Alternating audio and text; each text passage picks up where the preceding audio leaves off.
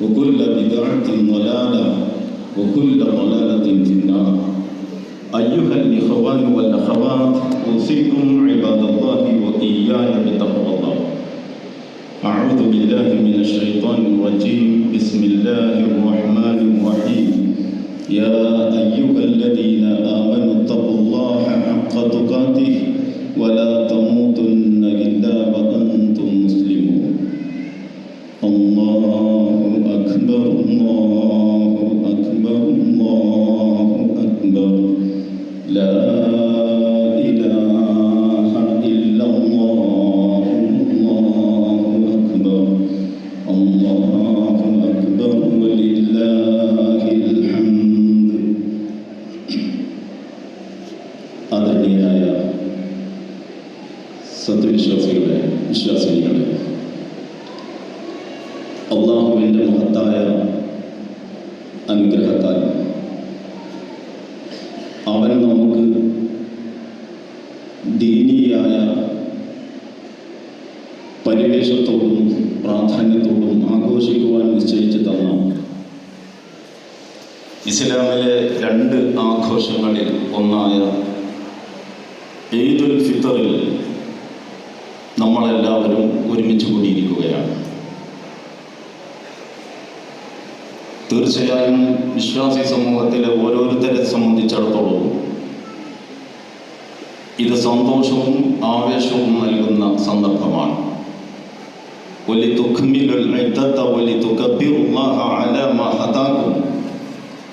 നോമ്പിന്റെ വിധിവിലക്കുകൾ പറയുന്നതിനിടക്ക് അല്ലാഹു സുബ്ഹാനഹു വ തആല ഇപ്രകാരം പരാമർശിച്ചിട്ടുണ്ട്: നിങ്ങൾ എണ്ണം പൂർത്തീകരിക്കുന്നതിനും നിങ്ങളെ സന്മാർഗത്തിലാക്കിയതിന് നിങ്ങൾ അല്ലാഹുവിനെ മഹത്വപ്പെടുത്തുന്നതിനും വേണ്ടി.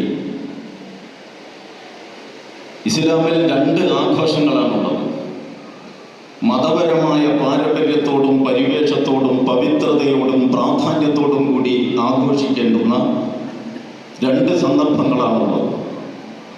നമുക്കെല്ലാവർക്കും അറിയാവുന്നതുപോലെ അതിലൊന്ന് ഈദുൽ ഫിത്തർ അഥവാ നമ്മൾ മലയാളത്തിൽ ചെറിയ പെരുന്നാൾ എന്ന് പറയുന്ന വിശ്വാസി സമൂഹം നോമ്പ് അവസാനിപ്പിച്ചുകൊണ്ട് നടത്തുന്ന ആഘോഷമാണ്. മറ്റൊന്ന് ഹജ്ജിനോടനുബന്ധിച്ച് ജനങ്ങൾ ബലിയറുക്കുന്ന നാളിനോട് ചേർത്ത് നമുക്ക് നിശ്ചയിച്ച് തന്നിട്ടുള്ള ഈദുൽ അദ്ഹ അഥവാ ബലി പെരുന്നാളാണ്. ഇതല്ലാത്ത മറ്റ് ആഘോഷങ്ങൾ മതപരമായ പ്രാധാന്യത്തോടും പവിത്രതയോടും പരിശുദ്ധിയോടും കൂടി അനുഷ്ഠിക്കുവാൻ നമുക്ക് നിർദ്ദേശിച്ച് തന്നിട്ടില്ല. ഈ 2 ആഘോഷങ്ങളും അതിൻ്റെ പശ്ചാത്തലം പരിശോധിക്കുമ്പോൾ എന്താണ് ഇതിലൂടെ നമ്മൾ ഉയർത്തിപ്പിടിക്കുന്ന മുദ്രാവാക്യം, എന്താണ് നമ്മൾ ഇതിലൂടെ നിർവഹിക്കുന്ന സന്ദേശം, അത് വളരെ ക്ലിയറായി വളരെ വ്യക്തമായി നമുക്ക് മനസ്സിലാക്കാനാവും. അതിൻ്റെ വിശദീകരണങ്ങളിലേക്ക് ആ നിലക്ക് കടന്നു പോകേണ്ടതുണ്ട് എന്ന് അതുകൊണ്ട് തന്നെ ഞാൻ ഉദ്ദേശിക്കുന്നില്ല. പക്ഷെ ഒരു കാര്യം നമ്മൾ ഓരോരുത്തരും ആലോചിക്കണം. ഇന്നലെ വരെ നമ്മളെല്ലാവരും നോമ്പുകാരാണ്. എന്ന് പറഞ്ഞാൽ ആരോഗ്യമുള്ള, ബുദ്ധിയും പ്രായപൂർത്തിയും ആരോഗ്യവുമുള്ള ഒരു മുസ്ലിം, അവൻ ആണോ പെണ്ണോ ആവട്ടെ, അവന് അല്ലെങ്കിൽ അവർക്ക് നോമ്പെടുക്കാതിരിക്കാൻ അനുവാദമില്ല. ന്യായമായ ഇളവുകൾ പരിഗണിക്കപ്പെടാതെ, ഇളവുകൾ ഉള്ളവർ അതനുസരിച്ചല്ലാതെ ഈ റമദാനിന്റെ പകലിൽ ആരോഗ്യമുള്ള ഒരാൾ സ്വന്തം നിലക്ക് നോമ്പെടുക്കുകയില്ല എന്ന് തീരുമാനിച്ചാൽ അത് വളരെ ഗൗരവപ്പെട്ട ഒരു കുറ്റമാണ്. അപ്പൊ ഇന്നലെ വരെ നമ്മൾ നോമ്പുകാരാണ്. ഇന്ന് നമ്മുടെ കൂട്ടത്തിൽ ആരെങ്കിലും ഭക്തി തന്നെയാണ് പ്രധാനം എന്ന് തീരുമാനിച്ചുകൊണ്ട് ഇന്ന് നോമ്പെടുക്കാൻ തീരുമാനിച്ചാലോ അത് നിഷിദ്ധം അഥവാ ഹറാമാണ്. അപ്പൊ ഈ ഇന്നലെ വരെ നമ്മൾ നോമ്പെടുത്തു. ഇനി ആ നോമ്പിന്റെ സമയത്തെ കുറിച്ച് ചിന്തിച്ചു നോക്കൂ. രാവിലെ ഒരു നിശ്ചിത സമയം മുതൽ വൈകുന്നേരം ഒരു നിശ്ചിത സമയം വരെ അന്നപാനീയങ്ങൾ ഉപേക്ഷിക്കണം. വികാരങ്ങളെ നിയന്ത്രിക്കണം. ശരീരത്തിന്റെ എല്ലാ അവയവങ്ങളും അല്ലാഹുവിന്റെ വിധിവിലക്കുകൾക്ക് വിധേയമായി പരിപാലിച്ച് പരിരക്ഷിച്ച് നോക്കി നടത്തി മുന്നോട്ട് കൊണ്ടുപോകണം. ഇതാണ് നോമ്പ് എന്ന് പറയുന്നത്. അങ്ങനെ ഒരാൾ നോമ്പെടുത്ത്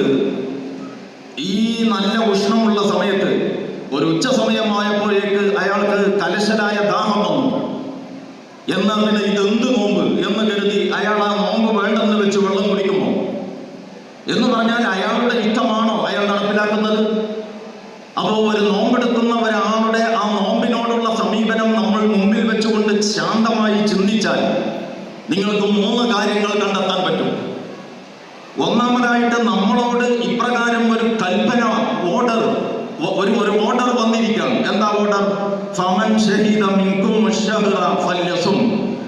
ഈ മാസത്തിന്, അഥവാ വിശുദ്ധ റമദാൻ ഖുർആൻ അവതരിച്ച ഈ മാസത്തിന് നിങ്ങളിൽ ആരാണോ സാക്ഷികളായിട്ടുള്ളത് അവരെല്ലാവരും നോമ്പെടുക്കട്ടെ. ഇങ്ങനെ ഒരു ഓർഡർ വന്നപ്പോ ഈ ചുട്ടുകൊള്ളുന്ന ചൂടത്ത് ഇങ്ങനെ അന്നപാനീയങ്ങൾ ഉപേക്ഷിക്കാൻ പറയാൻ താൻ ആര് എന്ന് റബ്ബിനോട് വെല്ലുവിളിക്കുകയോ ചോദിക്കുകയോ അല്ല നമ്മൾ ചെയ്തത്. പിന്നെയോ നമ്മളത് കേട്ടു, നമ്മളതനുസരിച്ചു. ഈ നിലപാടിനെ പറ്റിയാണ് ഞാൻ പറയുന്നത്. 3 കാര്യങ്ങൾ ഒരു നോമ്പുകാരൻ അംഗീകരിച്ചിട്ടുണ്ട്. ഈ 3 കാര്യങ്ങൾ അംഗീകരിച്ചിട്ടില്ലെങ്കിൽ അയാൾ നോമ്പെടുക്കുന്നതിൽ ഒരർത്ഥവുമില്ല. ഒന്നാമത്തേത്, ഇങ്ങനെ എൻ്റെ ജീവിതത്തെ ബാധിക്കുന്ന, എൻ്റെ വിശപ്പിനെ ബാധിക്കുന്ന, എൻ്റെ ദാഹത്തെ ബാധിക്കുന്ന, ഒരുപക്ഷെ എൻ്റെ ആരോഗ്യത്തെ ബാധിക്കുന്ന, എൻ്റെ സുഖസൗകര്യങ്ങളെ ബാധിക്കുന്ന ഏത് വിഷയത്തിലും ഇങ്ങനെ എന്നോട് കൽപ്പിക്കാൻ അല്ലാഹുവേ നിനക്ക് അധികാരമുണ്ട്. ആ അധികാരം ഞാൻ പൂർണ്ണമായും നിനക്ക് വകവെച്ച് തന്നിരിക്കുന്നു. ഇതാണ് നമ്മൾ അംഗീകരിച്ച ഒന്നാമത്തെ കാര്യം. രണ്ടാമത്തെ കാര്യം, റഹ്മാനായ റബ്ബേ നീ അങ്ങനെ ഒരു ഓർഡർ ഇട്ടാൽ ആ ഓർഡർ പിന്നെ ഞാൻ ഒരിക്കലും തന്നെ ലംഘിക്കുകയില്ല. ഞാൻ അതിന് വിധേയനാണ്, ഞാൻ അതനുസരിക്കാൻ സന്നദ്ധമാണ്. മൂന്നാമത്തെ കാര്യം, അങ്ങനെ നിന്നെ അനുസരിക്കുന്നതിലൂടെ നിന്റെ പ്രീതിയും, നിന്നെ ധിക്കരിച്ചാൽ നിന്റെ ശിക്ഷയും ഉണ്ടാകുമെന്നും, അങ്ങനെ അടിയാറുകളെ ശിക്ഷിക്കാനും രക്ഷിക്കാനും കഴിവുള്ളവനാണ് നീ എന്നും ഞാൻ അംഗീകരിക്കുന്നു. ഈ 3 കാര്യങ്ങൾ ഒരു നോമ്പുകാരൻ അംഗീകരിക്കുന്നില്ലെങ്കിൽ അയാൾ നോമ്പെടുക്കുന്നതിൽ ഒരർത്ഥവുമില്ല. ഒന്നാമത്തെ കാര്യം, ഇങ്ങനെയുള്ള ഏത് കൽപ്പനയും നിന്നിൽ നിന്ന് മാത്രമേ ഞാൻ സ്വീകരിക്കൂ. എന്നോട് ഈ അല്ലാഹുവിൽ നിന്നല്ലാതെ വേറൊരു അതോറിറ്റിയിൽ നിന്ന്, വേറെ ഒരു കേന്ദ്രത്തിൽ നിന്നും ഇതുപോലെയുള്ള സമാന കൽപ്പനകൾ നമ്മൾ സ്വീകരിക്കുമെങ്കിൽ നമ്മൾ നോമ്പ് തുടങ്ങി, അള്ള പറഞ്ഞിട്ട് നോമ്പ് തുടങ്ങി, കുറച്ച് ഉച്ചയായപ്പോൾ നമുക്ക് കലശലായ ദാഹം, അപ്പൊ നമ്മൾ അള്ളാനെ വിട്ട് മറ്റേ അതോറിറ്റിയോട് ചോദിക്കും എന്താ അഭിപ്രായം. അപ്പൊ മറ്റേ അതോറിറ്റി നമ്മോട് പറയും നീ വെള്ളം കുടിച്ചോ, അള്ള പറഞ്ഞോ ഒന്നും നോക്കണ്ട. അപ്പൊ നമുക്ക് വേറെ പല അതോറിറ്റികളില്ല, ഒറ്റ അതോറിറ്റിയേ ഉള്ളൂ. ആ അതോറിറ്റിയെ ഒറിജിനൽ അതോറിറ്റിയായി, അതിന് അധികാര കേന്ദ്രമായി ഞാൻ അംഗീകരിച്ചിരിക്കുന്നു.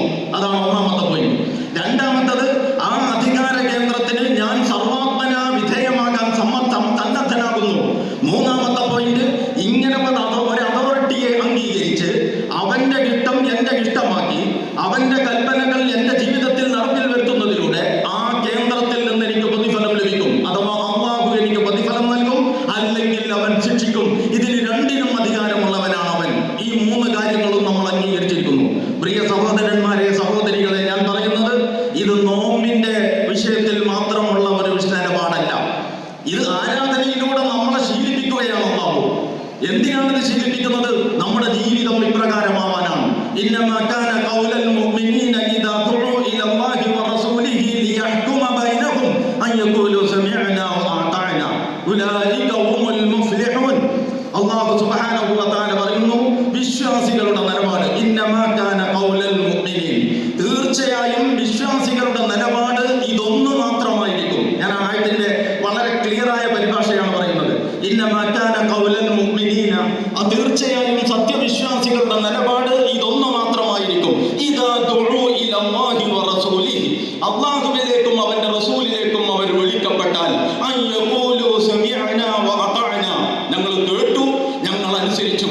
ഈ ഒരു നിലപാടേ അവർക്കുണ്ടാവൂ. അല്ലാതെ അള്ള വിളിച്ചു അവിടെ വിളിക്കട്ടെ, അള്ള കൽപ്പിച്ചു അവിടെ കൽപ്പിക്കട്ടെ. അള്ളെന്തിനാ അത് കൽപ്പിച്ചത്, അള്ളെന്തിനാ ഇത് കൽപ്പിച്ചത്, അള്ളെന്തിനാ അതിലിടപെട്ടത്, അള്ളെന്തിനാ ഈ വിഷയം കൈകാര്യം ചെയ്യുന്നത്? ഇത് രാഷ്ട്രീയം ഞങ്ങളൊക്കെ വളരെ സ്വതന്ത്രമായി കാര്യലാഭങ്ങൾക്കനുസരിച്ച് കൈകാര്യം ചെയ്യുന്ന രംഗത്തേക്ക് വരെ എന്തിനാണ് ഈ റബ്ബ് വരുന്നത്? ഇങ്ങനെ ഒരു സത്യവിശ്വാസി സംശയിക്കൂല. പകരം എന്ത് കൽപ്പന റബ്ബിന്റെ ഭാഗത്ത് നിന്ന് വന്നാലും അൻ യഖൂലു സമിഅനാ വഅതഅനാ, ഞങ്ങൾ കേട്ടു, ഞങ്ങൾ അനുസരിച്ചു. ഉലൈക ഹുമുൽ മുഫ്ലിഹൂൻ, അവരാണ് വിജയികൾ. എന്നിട്ട് വമൻ യുതിഇല്ലാഹ വറസൂലഹു വയഖ്ശല്ലാഹ വയത്തഖീഹ് ഉലൈക ഹുമുൽ ഫായിസൂൻ. ആയത്ത് പിന്നെയും തുടരുകയാണ്. അതിന്റെ തൊട്ടടുത്ത ആയത്താണ് വമൻ യുതിഇല്ലാഹ വറസൂലഹു.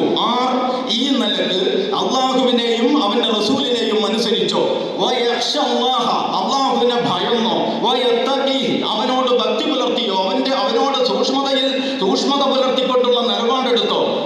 ഉലൈക ഹുമുൽ ഫായിസൂൻ, അവരാണ് വിജയിക്കുന്നവർ. ഈ രണ്ടായത്തിന്റെ ഒന്നാമത്തെ ആയത്തിന്റെ അവസാനത്തിൽ വിജയത്തെ പറ്റി മുഫ്ലിഹ് എന്ന് പറഞ്ഞിരിക്കുന്നു, രണ്ടാമത്തതിൽ ഫായിസ് എന്ന് പറഞ്ഞിരിക്കുന്നു. വിജയത്തിന്റെ രണ്ട് പ്രയോഗങ്ങൾ വെച്ചുകൊണ്ട് ഈ രണ്ടായത്തുകളും അള്ളാഹു അവസാനിപ്പിച്ചിരിക്കുന്നു.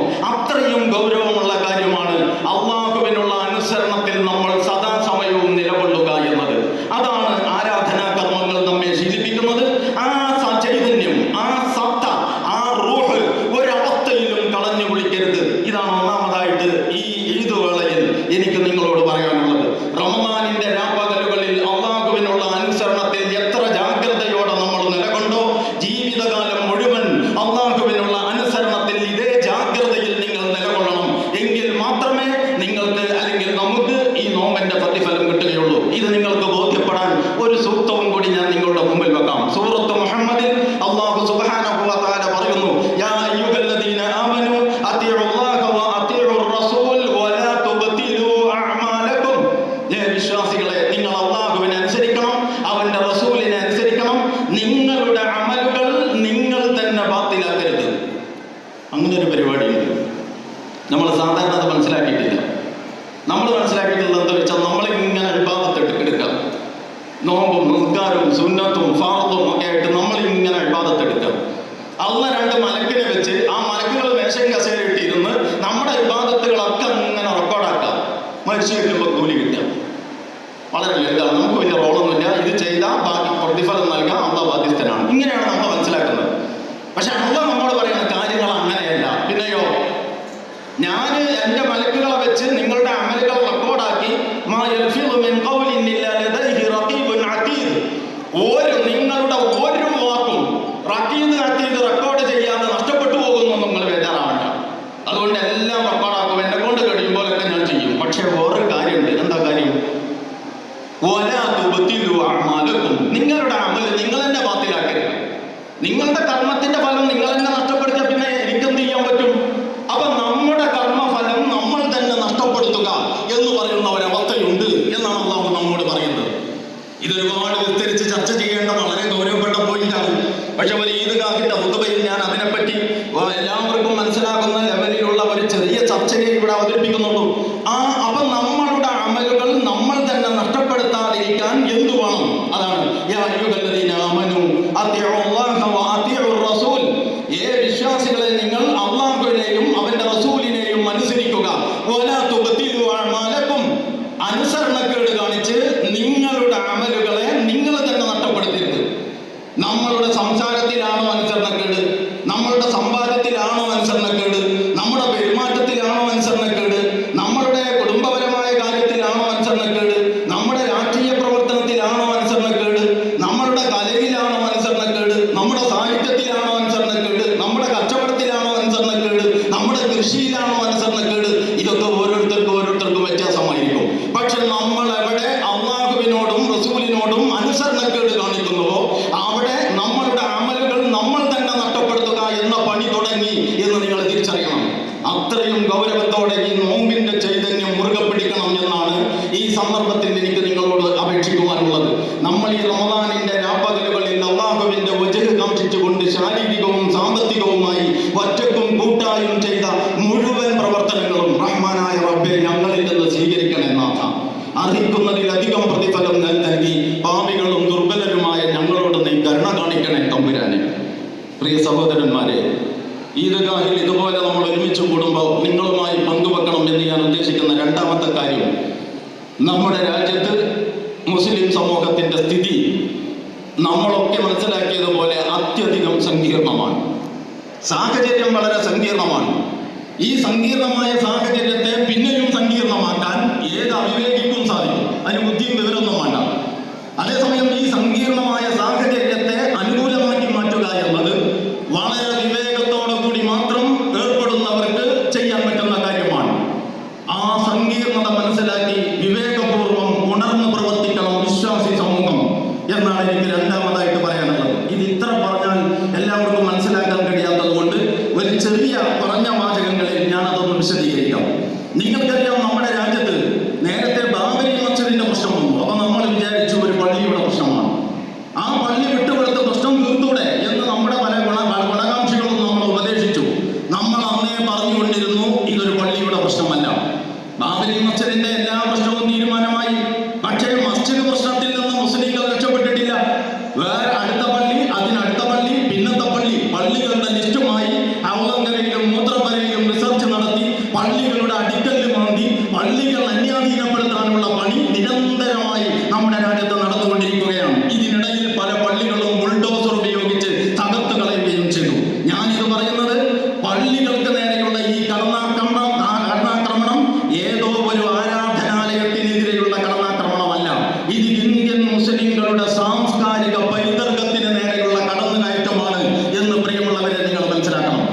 രണ്ടാമത്തേത് പൗരത്വ പ്രശ്നം വന്നു.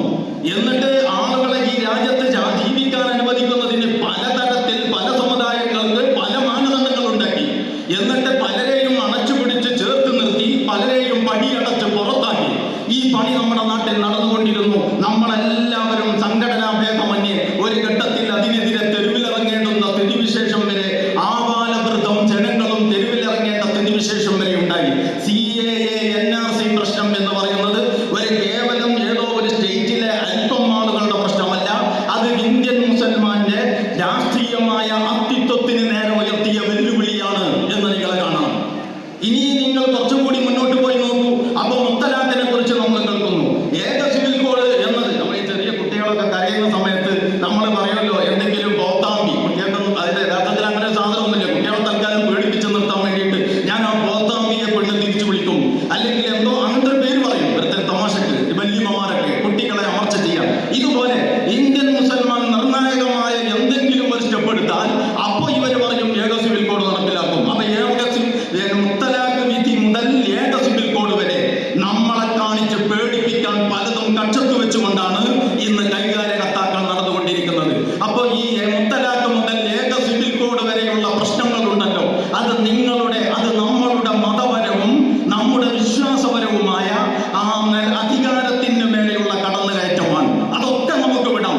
പള്ളികളിലൂടെ സാംസ്കാരിക അടിത്തറ തകർക്കാനുള്ള ശ്രമം, പൗരത്വത്തിലൂടെ രാഷ്ട്രീയമായ അസ്തിത്വം തകർക്കാനുള്ള ശ്രമം, ഏക സിവിൽ കോഡിലൂടെയും മുത്തലാഖിലൂടെയും നമ്മുടെ മതപരമായ അടിത്തറ കവർന്നെടുക്കാനുള്ള ശ്രമം, ഇതൊക്കെ നടത്തിക്കൊണ്ടിരുന്ന ടീം അവിടെ നിന്ന് ഒരടി കൂടി മുന്നോട്ട് പോയിട്ട് നിങ്ങൾ നമ്മുടെ വഖഫ് മുതലുകളുടെ മേൽ കൈവച്ചിരിക്കുന്നു എന്ന് നിങ്ങൾ ഓർക്കണം. വഖഫ് മുതലുകളുടെ മേൽ കൈവച്ചു എന്ന് പറഞ്ഞാൽ അതിന്റെ അർത്ഥം അത് ഇന്ത്യൻ മുസൽമാന്റെ സാമ്പത്തികമായ അടിസ്ഥാനം തന്നെ തകർത്ത് കളയാനുള്ള ശ്രമമാണ്.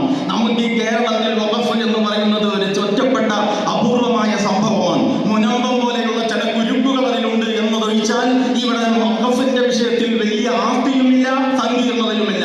കേരളം വിട്ട് യാത്ര ചെയ്ത വല്ലവരും നിങ്ങളുടെ കൂട്ടത്തിൽ ഉണ്ടെങ്കിൽ നിങ്ങൾക്കറിയാൻ പറ്റും, കോടിക്കണക്കിന് മുതൽ വരുന്ന ആസ്തികൾ വഖഫ് എന്ന നിലക്ക് തികച്ചും പരിപൂർണമായി വഖഫിന്റെ നിയമവ്യവസ്ഥ പാലിച്ചുകൊണ്ട് മുനമ്പം പോലെ യാതൊരുവിധ ദുരൂഹതകളും സങ്കീർണതകളും അവ്യക്തതകളും ഇല്ലാതെ കോടിക്കണക്കിന് രൂപയുടെ മുതൽ ഇന്ത്യൻ മുസൽമാന്റേതായിട്ട് നമ്മുടെ ലോകത്ത് ഈ രാജ്യത്തുണ്ട് എന്ന് നിങ്ങൾ കാണണം. അതിന്മേലാണ് വഖഫ് ബില്ലിലൂടെ കൈവച്ചിരിക്കുന്നത് എന്നാണ് ഞാൻ പറയുന്നത്. ഇത് സാമ്പത്തികമായി ഇന്ത്യൻ മുസൽമാന്റെ അടിത്തറ അസ്ഥിരമാക്കാനുള്ള ഗൂഢശ്രമമാണ്. അപ്പൊ സാംസ്കാരികമായ കടന്നുകയറ്റം, രാഷ്ട്രീയമായ കടന്നുകയറ്റം, അതുപോലെ തന്നെ വിശ്വാസപരമായ മേഖലയിൽ കടന്നുകയറ്റം, സാമ്പത്തികമായ രംഗത്ത് കടന്നുകയറ്റം, ഇതെല്ലാം നമ്മൾ അഭിമുഖീകരിച്ചു കൊണ്ടിരിക്കുന്ന ഒരു സമുദായമാണ് ഇന്ത്യൻ മുസ്ലിങ്ങൾ നിലവിൽ എന്ന് നമ്മൾ മനസ്സിലാക്കേണ്ടതാണ്. ഇതൊക്കെ വേറെ പ്രശ്നങ്ങളാണ് എന്നൊരാൾക്ക് വേണമെങ്കിൽ സമാധാനിക്കാം. പള്ളിയുടെ പ്രശ്നം അതൊന്ന് വേറെ, പൗരത്വ പ്രശ്നം അതൊന്ന് വേറെ, അതുപോലെ തന്നെ മുത്തലാഖിന്റെ പ്രശ്നം അത് തികച്ചും വ്യത്യസ്തമായ മറ്റൊന്ന്, ഇപ്പൊ വഖഫ് അത് ഭിന്നമായ സ്വഭാവത്തിലുള്ള വേറൊന്ന്. ഇങ്ങനെ ഒരു സാധുവിന് വേണമെങ്കിൽ കരുതാം. പക്ഷെ നമ്മുടെ പ്രതിയോഗികൾ കൃത്യമായ അജണ്ടയുള്ളവരാണ് എന്ന് കാണുമ്പോൾ, അവരെ കുറിച്ചുള്ള അനുഭവങ്ങളും അവരെ കുറിച്ചുള്ള അറിവും മുമ്പിൽ വെച്ചുകൊണ്ട് ചിന്തിക്കുമ്പോൾ ഇത് ഗുരുതരമായ പ്രശ്നങ്ങളാണ്. പക്ഷെ ഞാൻ ആവർത്തിച്ചു പറയുന്നു, പ്രശ്നം സങ്കീർണമാണ്. പക്ഷേ വികാരം കത്തിച്ച് ആളുകളെ തെരുവിലിറക്കി കൂക്കുവിളിപ്പിച്ചത് കൊണ്ട് ഈ പ്രശ്നങ്ങൾ പരിഹരിക്കാൻ കഴിയില്ല.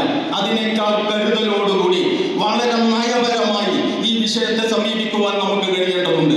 രാഷ്ട്രീയമായി നമ്മൾ ആരെയൊക്കെ പിന്തുണക്കുന്നുവോ അവരുടെയൊക്കെ പിന്തുണ ഈ വിഷയങ്ങളിൽ നമുക്ക് ആർജിക്കാൻ കഴിയുന്ന വിവേകപൂർണമായ നിലപാടാണ് നമ്മൾ എടുക്കേണ്ടത് എന്ന് ഞാൻ ഈ സന്ദർഭത്തിൽ അർത്ഥശങ്കയ്ക്കിടയില്ലാത്ത വിധം വ്യക്തമാക്കാൻ ഉദ്ദേശിക്കുകയാണ്. അതോടൊപ്പം ഒരു കാര്യം കൂടി പറയാം. ആര് നമ്മളെ തുണച്ചാലും, ഏത് പാർട്ടി നമ്മളെ ഏറ്റെടുത്താലും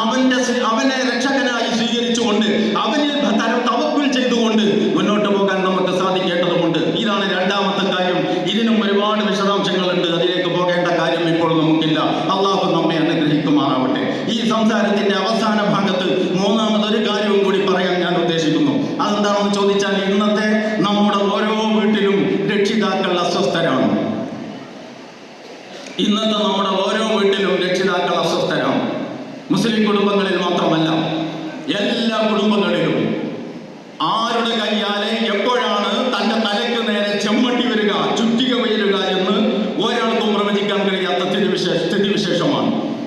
നമ്മുടെ വളരുന്ന തലമുറയെ മാത്രം ആക്ഷേപിച്ച് രക്ഷപ്പെടാൻ പറ്റുന്നതല്ല ഇത് പ്രശ്നം.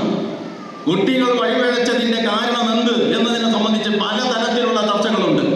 ഞാൻ ആ ചർച്ചകളുടെ വിശദാംശങ്ങളിലേക്ക് ഇപ്പോ ഈ നേരത്ത് പോകുന്നില്ല. പക്ഷെ ഒരു കാര്യം വളരെ ക്ലിയർ ആയിട്ട് ഞാൻ പറയാൻ ഉദ്ദേശിക്കുന്നു. ഈ പാപത്തിൽ ഒരുപാട് പങ്കുകാരുണ്ട്. ഇതിലെ ഒന്നാം പ്രതി എന്റെ ഉറച്ച അഭിപ്രായത്തിൽ അതത് കാലത്തെ ഭരണകൂടങ്ങളാണ്. അവർ ആളുകളെ മദ്യത്തിൽ നിന്നും ആസക്തിയിൽ നിന്നും പറകോട്ട് വലിക്കാനല്ല, കുറേശ്ശെ നുണയിച്ച് കൂടെ കൊണ്ട് നടത്താനാണ് ശ്രമിച്ചിട്ടുള്ളത്. മദ്യം കുറേശ്ശെ നുണയിക്കുമ്പോൾ ആസക്തികളുടെ പൊതുവായ സ്വഭാവം ആസക്തിയുടെ വഴിയെ പോകും തോറും ആസക്തി വളരും എന്നതാണ്. ആസക്തിയുടെ വഴിയെ പോയാൽ നിങ്ങൾ പുക വലിക്കുന്നവരാണോ, നിങ്ങൾ കൊടി വലിക്കുന്നവരാണോ, നിങ്ങൾ വെറ്റില മുറുക്കുന്നവരാണോ, ഇതൊന്നും പ്രകടമായ ഹറാമായതല്ല. രണ്ട് അഭിപ്രായമുള്ള വിഷയമാണ്. ഞാനിപ്പോ ഹറാമാണെന്ന ലിസ്റ്റിലല്ല എഴുതിയിട്ടുള്ളത്, നല്ലതല്ലാത്ത എന്ന അടിസ്ഥാനത്തിലാണ്.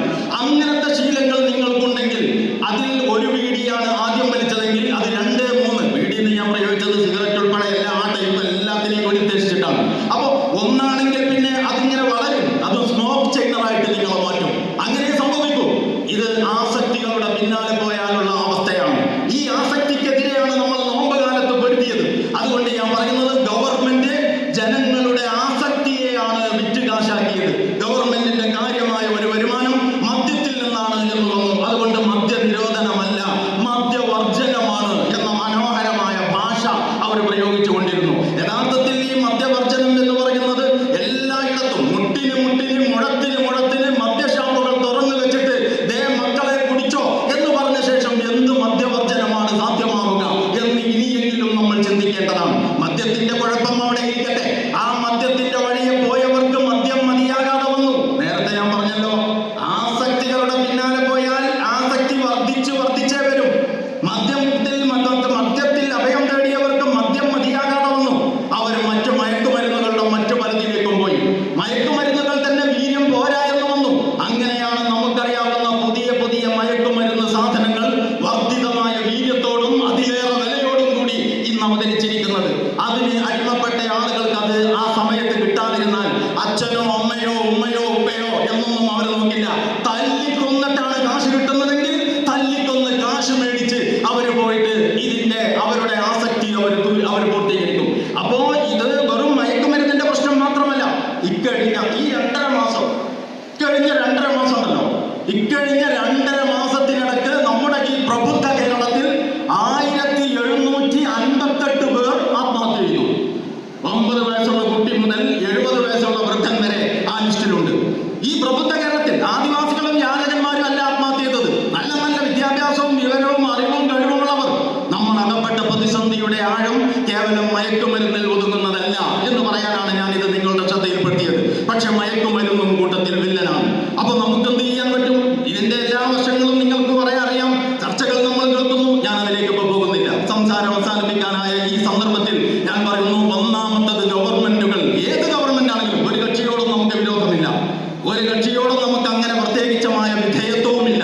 നമ്മൾ പറയുന്നു, ഈ രാജ്യത്തിലെ ജനങ്ങളോട് ഭരണകൂടങ്ങൾക്ക് പ്രതിബദ്ധതയുണ്ടെങ്കിൽ അവർ ആസക്തികളുടെ വഴിയിൽ നിന്ന് മനുഷ്യരെ തിരിച്ചു തെളിയിക്കാനുള്ള ആർജവം കാണിക്കണം.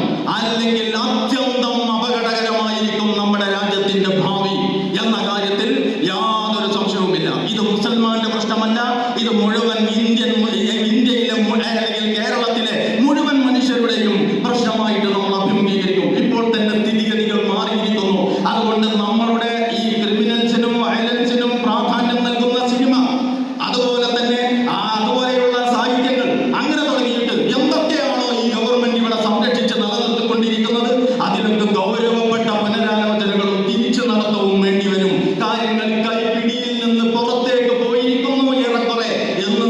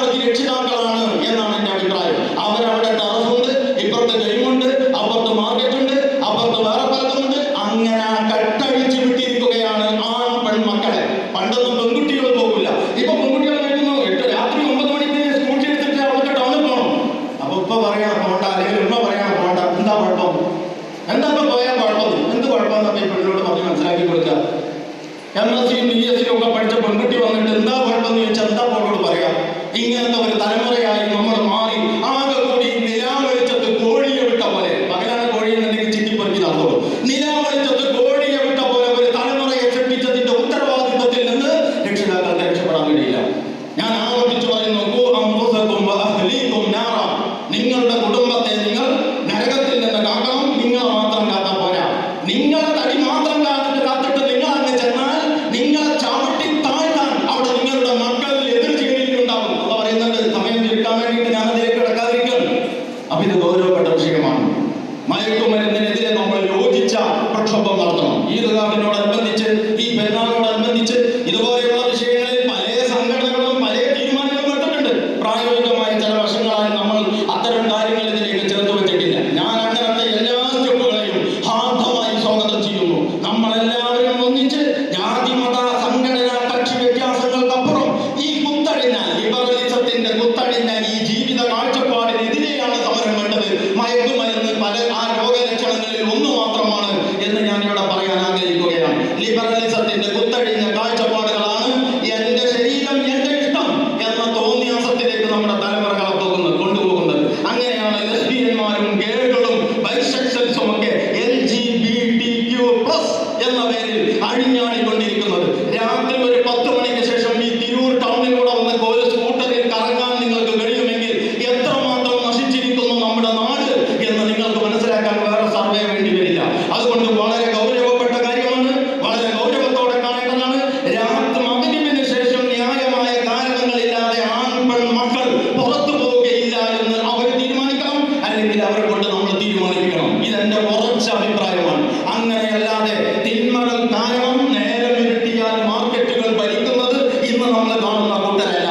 ഇപ്പോഴത്തെ അവസാനത്തെ വണ്ടിയും വിട്ടാൽ അവിടെ വേറെ ഒരു ടൗൺ രൂപപ്പെടും, അവിടെ വേറെ ഒരു കൂട്ടരിറങ്ങും, അവിടെ വേറെ ബിസിനസ് നടക്കും. അത് ഇന്ന് പകല് നടന്ന ബിസിനസ് അല്ല. അതൊക്കെ മനസ്സിലാക്കിയിട്ടും ഈ പുരുഷൻ, അതൊക്കെ മനസ്സിലാക്കിയിട്ടും ഈ പിതാവ് ഇയാളുടെ മക്കളെ കയറി വിടുന്നുവെങ്കിൽ അയാൾ എങ്ങനെ രക്ഷപ്പെടാനാണ്? അതുകൊണ്ട് രണ്ടാം പ്രതി നമ്മളാണ് എന്നുകൂടി ഞാൻ ഈ സന്ദർഭത്തിൽ ഈ ഈദ്ഗാഹിൽ പങ്കെടുക്കുന്ന മുഴുവൻ സ്ത്രീ പുരുഷന്മാരെയും വളരെ ഗൗരവത്തിൽ ഓർമ്മപ്പെടുത്താൻ ഉദ്ദേശിക്കുകയാണ്. അവസാനിപ്പിക്കുമ്പോൾ ഞാൻ പറയുന്നത്, നമ്മൾ ഇങ്ങനെ ഒരുമിച്ച് കൂടുമ്പോൾ നമ്മളെപ്പം ഒരുമിച്ച് കൂടാൻ പറ്റുന്ന പലരും ഇന്ന് നമ്മോടൊപ്പമില്ല. അവർ രോഗശൈലിയിലാണ്, അല്ലെങ്കിൽ മരിച്ചുപോയി. കഴിഞ്ഞ ഈദ്ഗാഹിൽ പങ്കെടുത്തവരൊക്കെയും ഇന്ന് നമ്മോടൊപ്പമില്ല. ഈ ഈദ്ഗാഹിൽ പങ്കെടുത്ത ഒരൊറ്റ കുട്ടിയും വഴിയാതെ അടുത്ത ഈദ്ഗാഹിൽ ഉണ്ടാകുമെന്ന് പറയാൻ ഈ ഉലകത്തിൽ ഒരാൾക്കും സാധ്യമല്ല. ആരുടേതാവും അവസരം, ആരെയാവും തിരിച്ചു വിളിക്കുക, ഇതിൽ മാത്രമേ അഭിപ്രായ വ്യത്യാസമുള്ളൂ. അതുകൊണ്ട് പ്രിയ സഹോദരന്മാരെ, ആ രോഗികളും പ്രയാസപ്പെടുന്നവരുമായ നമ്മുടെ ഈ സന്തോഷത്തോടൊപ്പം ചേരാൻ കഴിയാതെ നമ്മുടെ വീടുകളിലോ ആശുപത്രികളിലോ രോഗത്തോടൊപ്പം പൊരുതിക്കൊണ്ടിരിക്കുന്ന സഹോദരന്മാരുണ്ടല്ലോ, സഹോദരിമാരുണ്ടല്ലോ, അവരെ നിങ്ങൾ ഓർക്കണം, അവർക്ക് വേണ്ടിയിട്ട് പ്രാർത്ഥിക്കണം. റഹ്മാനായ റബ്ബേ, അവർക്ക് നീ ശിഫ നൽകണേ തമ്പുരാനെ. അവരുടെ വിഷമങ്ങൾ ദൂരീകരിക്കണേ അല്ലാ. നിന്റെ മാർഗത്തിൽ അവരോടൊപ്പം ഒന്നിച്ച് പ്രവർത്തിക്കാൻ ഞങ്ങൾക്ക് ഇനിയും തൗഫീഖ് നൽകണേ നാഥ. നമ്മളിവിടെ പെരുന്നാളുൾപ്പെട്ട് സന്തോഷപൂർവ്വം കുഞ്ഞു മക്കളും എല്ലാവരും കൂടി വന്ന് ഈദ്ഗാഹിൽ ചേർന്ന് അതിനുശേഷം വീട്ടിൽ പോയി നല്ല ഭക്ഷണം കഴിച്ച് ബന്ധു വീടുകളിലൊക്കെ പോയി പിന്നെ എവിടെയെങ്കിലുമൊക്കെ ലേശം സന്തോഷപൂർവ്വം കറങ്ങിത്തിരിഞ്ഞ് അങ്ങനെ നടക്കുമ്പോൾ ഗസയിൽ, അത് നിങ്ങൾ ഓർക്കണം, ഗസയിൽ ഇന്ന് എത്ര വലിയ ദുരിതത്തിന്റെ അടിസ്ഥാനത്തിലാണ് ആ ജനത മുന്നോട്ട് പോകുന്നത്. അവരെന്ത് തെറ്റാണ് ചെയ്തത്? അത് ഒരു തൂഫാനിൽ രക്ഷപ്പെട്ട് തുടങ്ങിയ പ്രശ്നമല്ല. അത് മസ്ജിദുൽ അഖ്സ സ്വന്തമാക്കാനുള്ള അവിടത്തെ ഈ സയനിസ്റ്റ് വംശീയതയുടെ പദ്ധതികളുടെ തുടർച്ച മാത്രമാണ്. അത് കാണാതെ, അത് മനസ്സിലാക്കാതെ പലസ്തീനികളുടെ പ്രശ്നം നിങ്ങൾക്ക് മനസ്സിലാവില്ല. അതുകൊണ്ട് പ്രിയമുള്ളവരെ, ഞാൻ പറയുന്നു, ആ ജനതയുടെ മേൽ, നമ്മുടെ മേൽ ഒരു കൂട്ടർ വന്നിട്ട് ഏകപക്ഷീയമായി ബോംബിടാൻ തുടങ്ങിയാൽ നമ്മൾ എന്ത് ചെയ്യും? അതാണ് ഇപ്പോൾ ഗസയിൽ നടന്നുകൊണ്ടിരിക്കുന്നത്. അവരവരെ കൊണ്ട് കഴിയും പോലെ പൊരുതിക്കൊണ്ടിരിക്കുന്നു. അവർക്ക് സാധ്യമാകുന്ന വിധം ചെറുത്ത് നിൽപ്പ് നടത്തുന്നു. അവരിൽ നിന്ന് ധാരാളം ശ്രോതാക്കൾ ഉണ്ടാകുന്നു. അവിടെ ജൂനിയർ സീനിയർ എന്ന വിവേചനമൊന്നും രക്തസാക്ഷിത്വത്തിനില്ലാതെ ധാരാളം രക്തസാക്ഷികൾ ഉണ്ടാകുന്നു. അതൊരു ലോകത്തിന്റെ മുമ്പിൽ ഒരു തികഞ്ഞ യാഥാർത്ഥ്യമായിട്ട് നമ്മൾ കാണുന്നു. നിങ്ങൾ ഈ സന്തോഷവേളയിൽ അവർക്ക് വേണ്ടി പ്രാർത്ഥിക്കണം. മസ്ജിദുൽ അഖ്സ വിശ്വാസികളുടെ നിയന്ത്രണത്തിൽ വരുന്നത് വരെ ഈ പോരാട്ടം തുടരേണ്ടതായിട്ട് വരും എന്ന് നിങ്ങൾ ഓർക്കണം.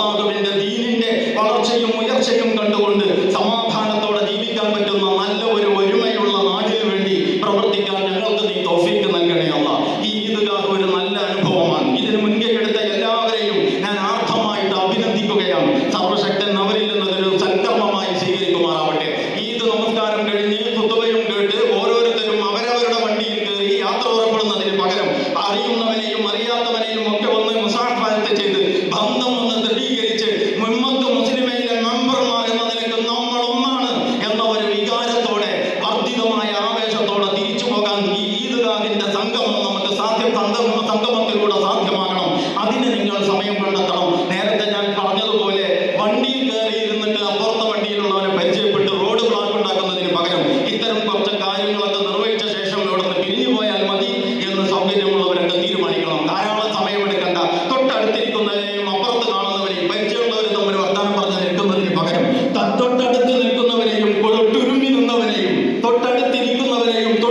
നിന്നവനെയും ഒന്ന് കൂട്ടിച്ചേർത്ത് പിടിച്ച് ഇതാണ് ഇസ്ലാമിക സാഹോദര്യം, അൽ മുസ്ലിം അഖുൽ മുസ്ലിം എന്ന് പറഞ്ഞ ആ സാഹോദര്യം ഉണ്ടല്ലോ, അതൊന്ന് പുതുക്കിയിട്ട് നിങ്ങൾ പിരിഞ്ഞു പോകണം. അതാണ് ഈദ്ഗാഹിന്റെ പല ഉദ്ദേശങ്ങളിൽ ഒന്ന്.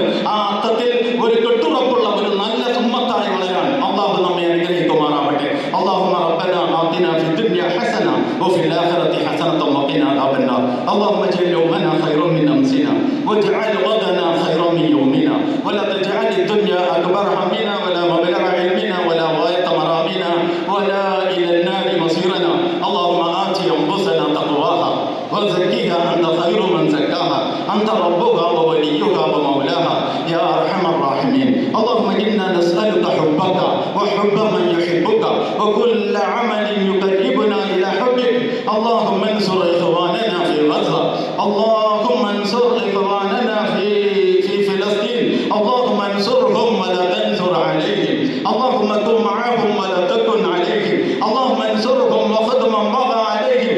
إلهنا قد ضاقت الأرض واشتد القرب في فلسطين. اللهم إنهم مظلومون فانصرهم وهم الضعفاء فاقوهم وهم الفقراء فاغنهم يا قهار يا جبار. إلهنا إنا نسألك بأنك أنت الله لا إله إلا أنت لا حول ولا قوة إلا بك. اللهم انصرهم ولا تنصر عليهم. اللهم ربنا هب لنا من أزواجنا وذرياتنا قرة أعين واجعلنا للمتقين إماما. ربنا تقبل منا إنك أنت السميع العليم وتب علينا إنك أنت التواب الرحيم واغفر لنا يا غافر المذنبين. اللهم صل وسلم وبارك على سيدنا محمد وعلى آله وصحبه أجمعين وآخر دعوانا أن الحمد لله رب العالمين. عيدكم مبارك تقبل الله منا ومنكم. السلام عليكم ورحمة الله وبركاته. വളരെ പ്രധാനപ്പെട്ട ഒരു കാര്യം എൻ്റെ സംസാരത്തിന്റെ ഇടയിൽ തന്നെ വരേണ്ടതായിരുന്നു. നമ്മളിവിടെ ഈ ഈദ്ഗാഹിനോടനുബന്ധിച്ച് വളരെ വ്യവസ്ഥാപിതമായി വർഷങ്ങളായി നടത്തിക്കൊണ്ടിരിക്കുന്ന കാരുണ്യ പാലിയേറ്റീവ് എന്ന് പറയുന്ന സംരംഭത്തിന് വേണ്ടിയുള്ള ധനസമാഹരണമുണ്ട്. തീർച്ചയായും അതിനെ എല്ലാ അർത്ഥത്തിലും വളർത്തേണ്ടത് നമുക്ക് ആവശ്യമാണ്. ഓരോ നാളിലും നമ്മൾ ഓരോരുത്തരും രോഗിയാകുന്ന ഈ കാലത്ത് ആ സംരംഭത്തിൽ ഉദാരമായ പങ്കാളിത്തം ഉണ്ടാകണമെന്ന് പ്രത്യേകം ഓർമ്മപ്പെടുത്തുന്നു. അതിൽ നമ്മൾ വഹിക്കുന്ന എല്ലാ ചെറുതും വലുതുമായ പങ്കും അല്ലാഹു സ്വീകരിക്കുമാറാവട്ടെ എന്ന് പ്രാർത്ഥിക്കുന്നു. അസ്സലാമു അലൈക്കും.